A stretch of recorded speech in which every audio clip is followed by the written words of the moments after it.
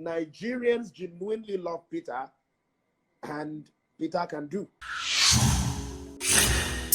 Ladies and gentlemen, Okon of Lagos. Venez, oh, venez.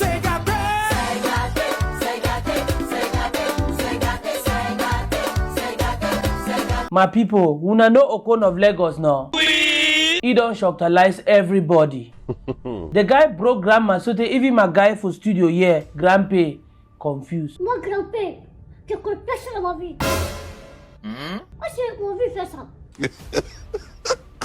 Make it not be like na me the form talk everything.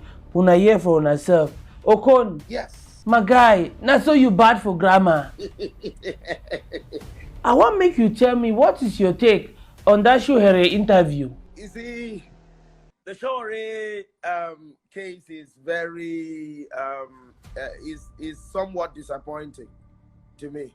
Ha, really? Yes. Why now? Shore should also understand that times have changed.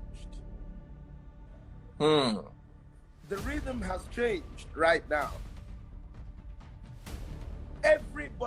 Nigerians genuinely crave positive change.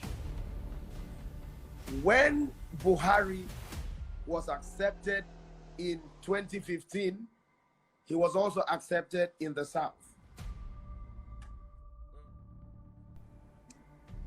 The Jonathanian administration was rejected. Nigerians wanted Jonathan out,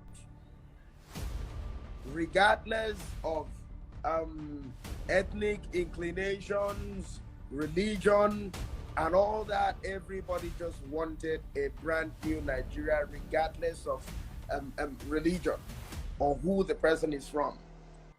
And that's why Nigerians voted out Jonathan. And then they believed that Buhari is the man with the magic wand to change black into white and night into day. Very unfortunately, Buhari didn't have the joker of the change that he was preaching. For me, I actually do not think one should mudsling Buhari. My own critique of the Buhari administration is that Buhari is actually an excellent leader who has passed his prime. Buhari has passed his prime. That's the truth. Stark naked reality. It's like bringing JJ Okocha to captain the Nigerians in just like, let's assume we were qualified to play in the Qatar 2022 in the World Cup. It's like bringing in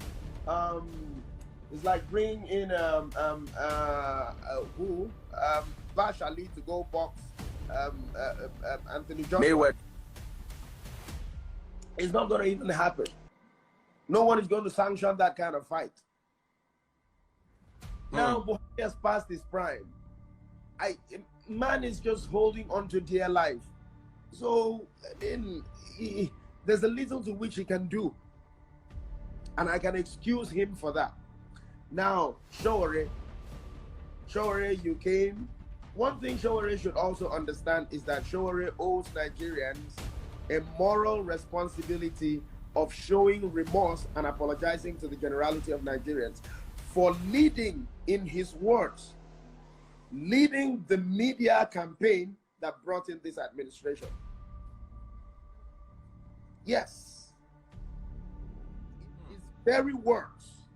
He said he led the media campaign, or the media movement that brought in this administration. You first. Nigerians looked at you like a young person, a youth that we should queue behind and follow.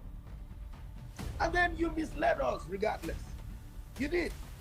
You misled the Nigerian youth. Yes, everybody makes mistakes. You're not God. I don't even think Buhari even knew that his administration is likely going to be arguably a fiasco as it is right now. I don't think so. He didn't know. He didn't. You also, maybe possibly, you didn't know that it is going to be this bad. And then you found yourself in this in this whole mess that you've seen yourself. All you need to do is just tell Nigerians, look, I'm sorry. I'm very sorry for having brought you or sold this administration to you.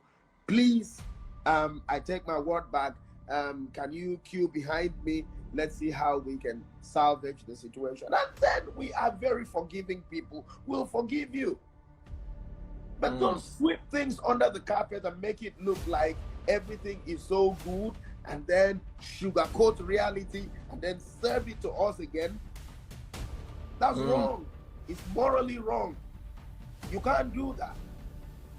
Because I don't believe that the cumulative memory space of 200 million Nigerians is not up to 1 gig. I don't believe so. We shouldn't be soon to forget. We're not having collective amnesia. No, we will always remember. I will remember. Now, Shawari, first of all, you're not a youth. You're not. Wow. Yes, you're not a youth. You're over 50. You're not a youth. Yeah, you may be young, but you're not a youth. I believe that the standard for measuring or for determining what youth is from the NYSC, like the National Youth Service Corps, which is the National Youth Service Corps, NYSC, spells to you that every Nigerian, when you are 30 and above, you can get an exemption certificate.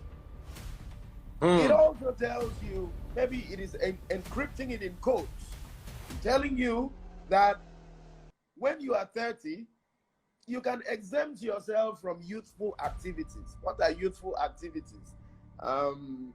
Staying in a regimented place, going to queue behind for food, going for march past, doing jumping the ropes, going for endurance treks, and all of that. Those are exercises that are associated with young people. And moreover, the camp commandant is likely going to be a captain who is not going to be up to 30 or at most 30 years old. So if you're over 30, why should you be taking orders from someone who's older than you? This is Nigeria. So it will be, you are advised to take an exemption. It means that when you are 30, Nigeria is telling you that you're no longer a youth. You are a bar. So if you even manage up to 35, you are a youth in the fast lane of retirement. You're sliding fast into retirement. At 40, you shouldn't be calling yourself a youth again. So at 50, I don't know what you are. Shaw is no longer a youth. He's retired. And everybody can retire. Tyson Fury is now retired as a boxer. Everybody should retire, you know. And then 8 other people. Now, the youth could not actually field in a candidate. We see someone whose ideas, we see someone whose principles, whose track record reminds us of the fact that we can actually have hope at the end of the dark tunnel. Why wouldn't they queue behind that kind of person? I'm sure, for God's sake, it is not a time to vent anger and jealousy. Because I believe, in my opinion, I think he thinks this show is supposed to be his. Sure, in fairness to him, he has worked hard. He has been taken from prison to prison, court to court, incarcerated, abused, and politically violated, just in his quest to achieve good governance in Nigeria and always speaking the truth. So he believes that he is more entitled to the glory and the street fame that Peter Obi is having right now. It's supposed to be accorded him instead of Peter. So I can understand his anger. I can understand his venom at the moment. But truth is, he should be the one to join Peter, not Peter joining him. Politically, Peter is the A side. He is an activist. Yes, Shawareh has not been tested through the fires and deep waters of power. Yeah. He doesn't know what power is. He doesn't know how to wield self-control when you have power. Being an executive governor of a state is a big deal.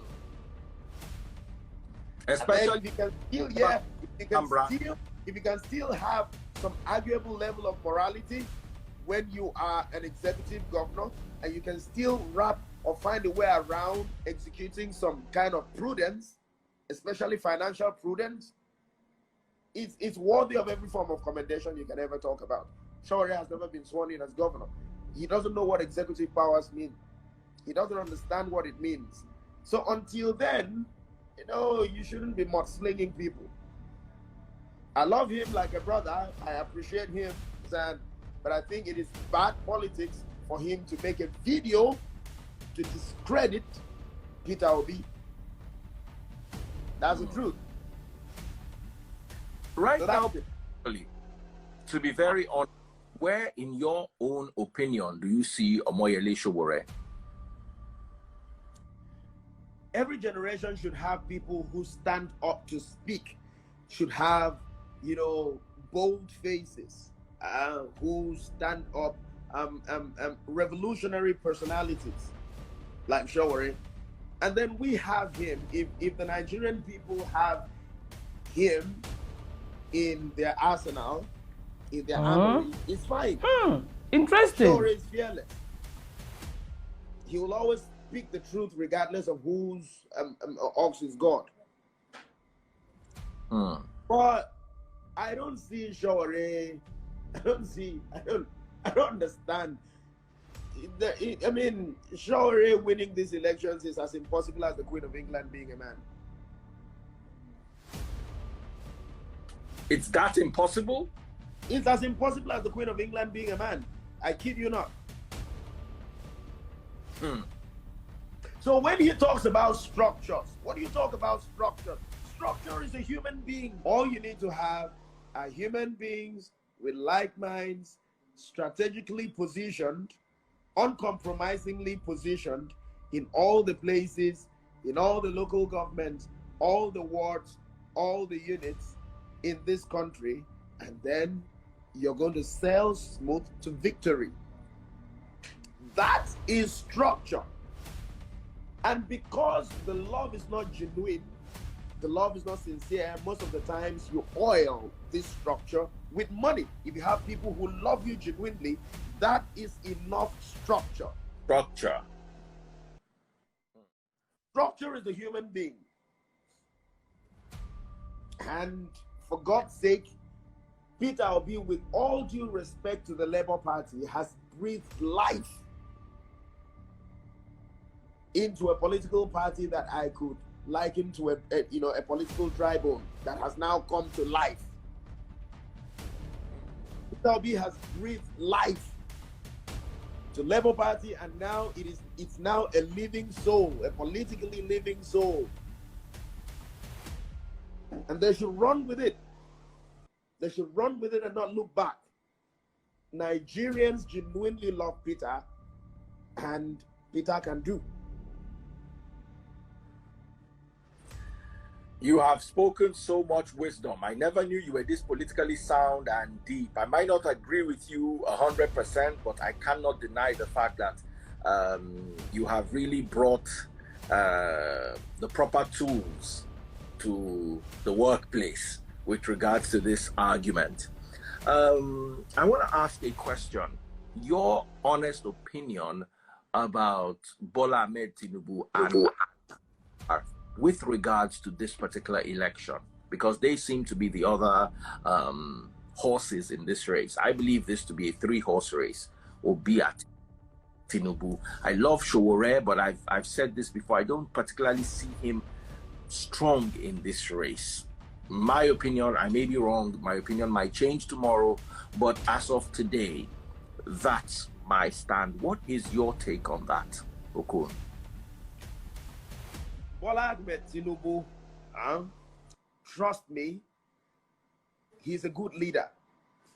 You see his it's evident. I mean, he knows politics. You can trace him from AD when he was governor in 1999 to AC, the Action Congress, and then it metamorphosed to the ACN, and then he began to sweep all the southwestern states, and then it turned into the APC. And he contributed hugely, immensely towards the emergence of Buhari as president. Yeah, let's forget the emotional outburst. You know, when he made an emotional statement that if not for him, Buhari wouldn't have been president. But he's not thousands of miles far away from the neighborhood of truth. He's not thousands of miles far away from the neighborhood of truth. It may not be truth absolutely, but Tinubu had contributed immensely towards the emergence of Buhari as president. That's the truth. He is responsible for Lagos being what Lagos is today. He is responsible for what Lagos is today. And let us not lie to ourselves. When you talk about breaking even, somehow in any endeavor, any walk of life of yours, you want to break even nationally. Maybe you want to swim across regional waters or local and regional waters, you want to go national, you have to come to Lagos. Somebody made that happen. I'm running a critique now on them. You know, someone made that happen, and it is Bola Ahmed Tinubu without a shadow of a doubt. But the only problem I have, he's got the experience. But the only problem I have is that Nigeria is big. There is a lot of problem in our hands, you know. There's a lot we have a lot of problem in our hands, you know. Nigeria is very big.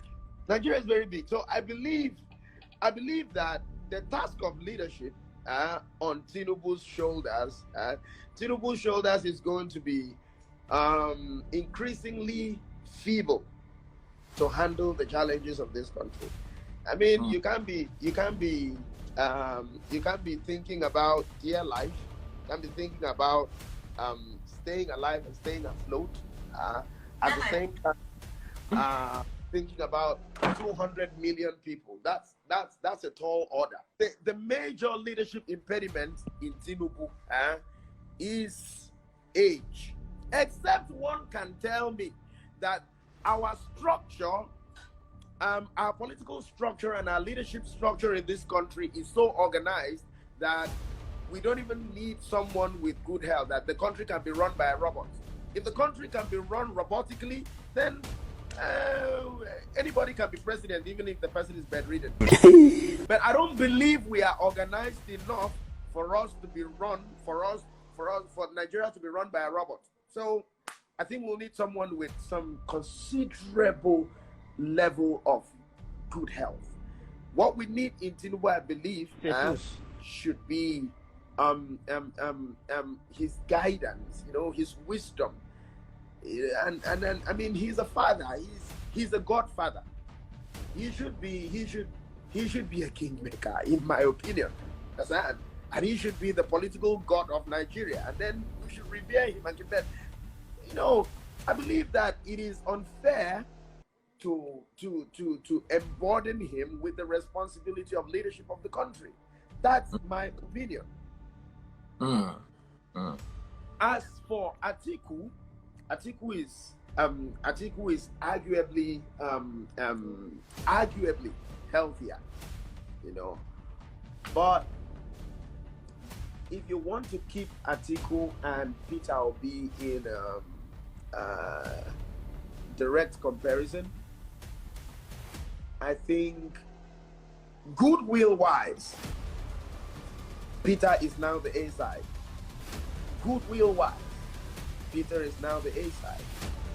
And then at the end of the day, the preference and choices of the people are going to naturally be swung to the devil they know, which is better than an angel they do not know. I believe Peter is the devil they know. They do. Huh.